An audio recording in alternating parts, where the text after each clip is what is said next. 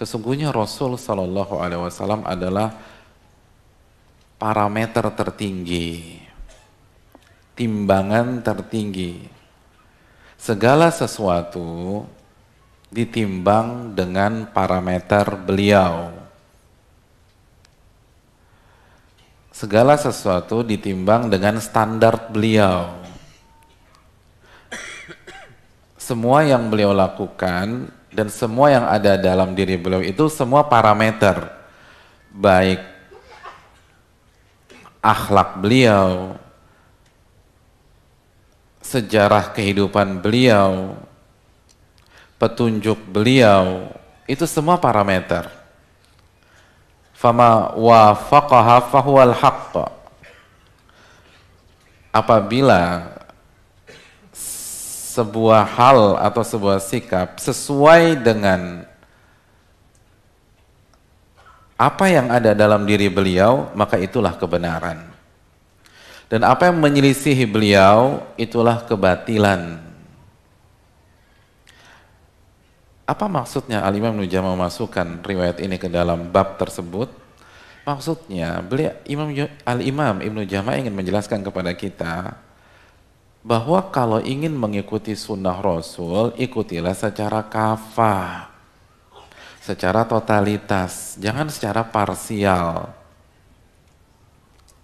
Sebagian orang ketika mengklaim mengikuti sunnah itu hanya dari sisi penampilan, walaupun penampilan bagus.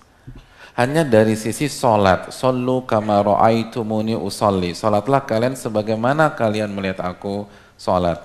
Ya, sholat adalah ibadah terbaik di dalam Islam setelah syahadatain. Sholat bagus, tapi jangan hanya sholat. Karena semua dari beliau itu adalah parameter kebenaran.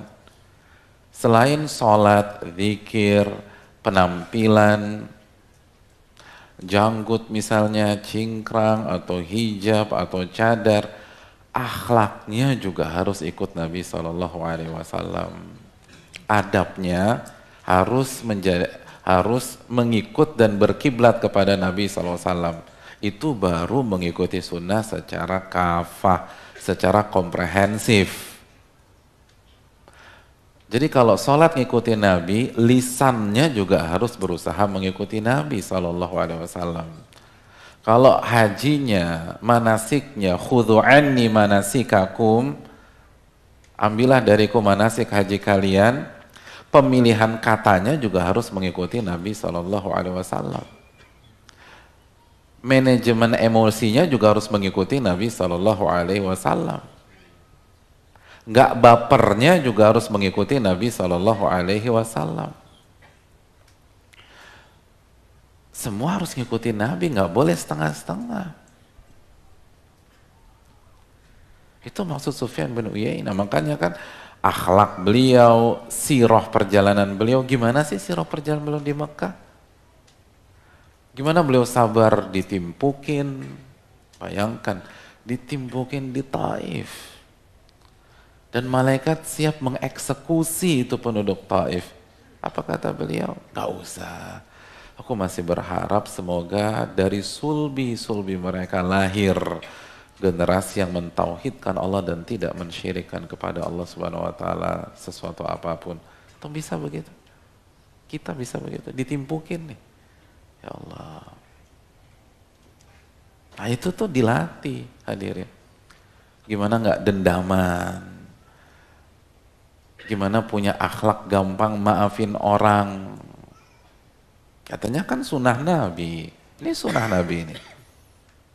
Sunnah Nabi kan bukan hanya satu, bukan hanya dua. Ini sunnah Nabi. Bahkan ini sunnah Nabi yang merupakan usul ahlu sunnah wal jamaah.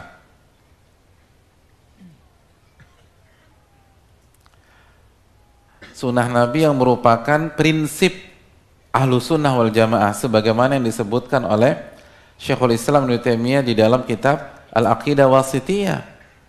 Dan beberapa para ulama akidah ketika mereka masukkan akhlak ke dalam prinsip-prinsip dasar ahlu sunnah wal jamaah. Jadi ini bukan sunnah yang parsial. Masalah akhlak bukan masalah furu', tapi masalah usul. Atau kan sering dalam masalah furu', masalah usul, masalah akhlak, masalah usul hadirin.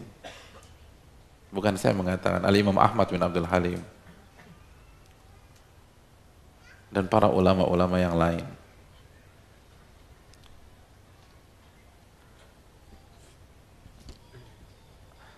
Makanya beliau mengatakan wa ya'taqidun makna qaulin Nabi SAW akmalul mu'minina imanan ahsanuhum khuluqa wa kama qala. Ahlu sunnah wal jamaah sangat meyakini makna sabda Nabi SAW, orang mukmin yang paling sempurna imannya, yang paling baik akhlaknya.